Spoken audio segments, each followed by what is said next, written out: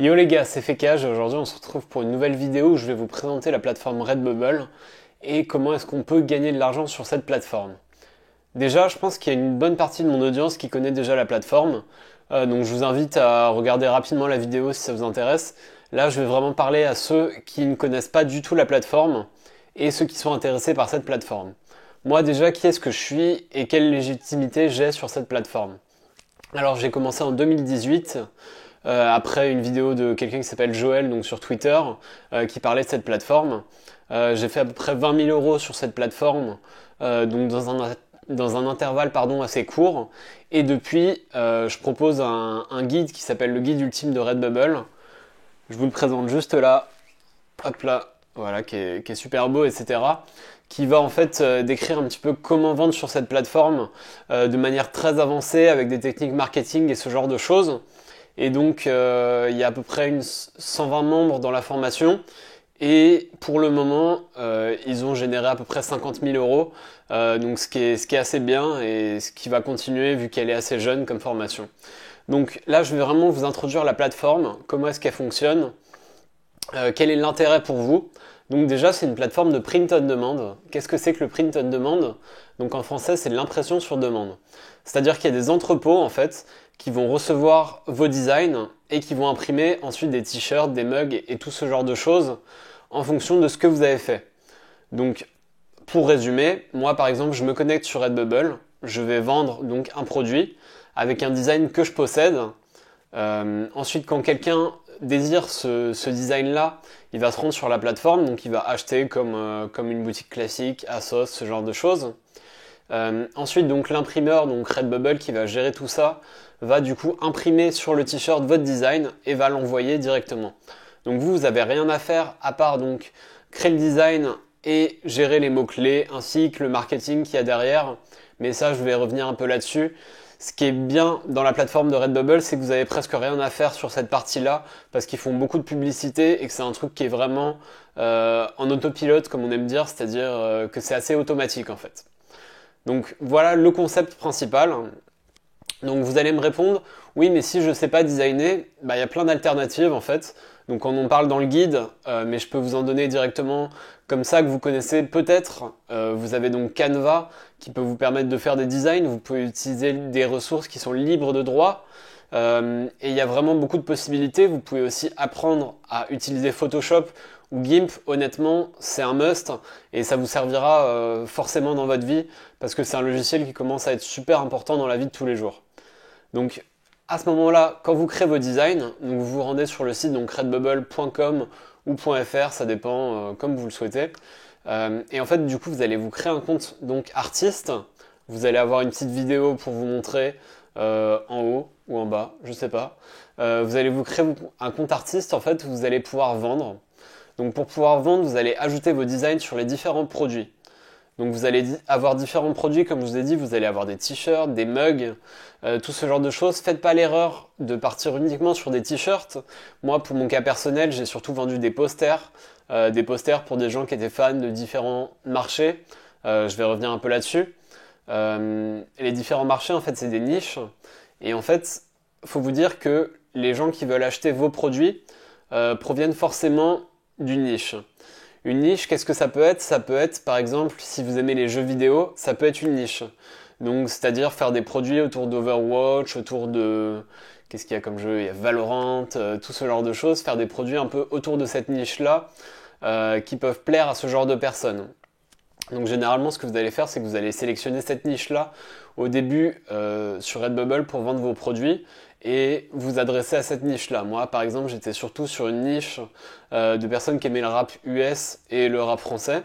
Après, je sais qu'il y a beaucoup de membres de la formation qui sont sur des niches différentes, qui peuvent marcher ou qui peuvent ne pas marcher. Vous pouvez avoir par exemple des niches un peu, on va dire temporaires. Là, par exemple, bientôt, ça dépend du moment où vous regardez cette vidéo, mais il va y avoir Halloween bientôt, qui est une niche qui marche très bien. Donc vous pouvez partir là-dessus. Redbubble, c'est pas le seul site de print on demand qui existe. Pour être totalement clair avec vous, il y a plein d'autres alternatives qui existent. Vous connaissez peut-être Teespring, qui est pas mal utilisé pour les youtubeurs, pour faire leur merch, etc. Donc c'est un peu le même concept. Mais honnêtement, pour avoir tout testé, vous pouvez me faire confiance, c'est Redbubble qui marche le mieux parce que l'audience est beaucoup plus élevée et ils vont faire beaucoup de publicité, ce qui va vous permettre de vendre presque automatiquement avec des mots-clés en fait. Donc à partir du moment où vous avez cette niche-là, vous allez du coup l'appliquer sur votre produit. Quand vous aurez votre produit, ensuite il faudra le taguer, donc rajouter des mots-clés pour que ce soit visible sur Google. Donc ça c'est important. Je pense que vous connaissez bien quand vous tapez sur Google, donc vous allez taper des mots-clés. Par exemple, pour rester sur les jeux vidéo, par exemple un t-shirt Valorant, donc je vais taper ça sur Google. Et en fait, donc il y a certains sites qui vont remonter plus haut que d'autres. Et Redbubble, c'est un site qui est assez bien optimisé pour ça. Et généralement, de manière naturelle, vous allez être au top de ces résultats, ce qui va vous permettre en fait d'avoir ce trafic-là sans devoir dépenser par exemple de publicité, ce qui est un avantage comparé à d'autres choses, par exemple à du dropshipping. Pour ceux qui connaissent, c'est vraiment un avantage par rapport à ça, tout en ayant les qualités et également la facilité d'utilisation de ce modèle-là en fait, parce que vous n'avez pas besoin d'avancer des frais.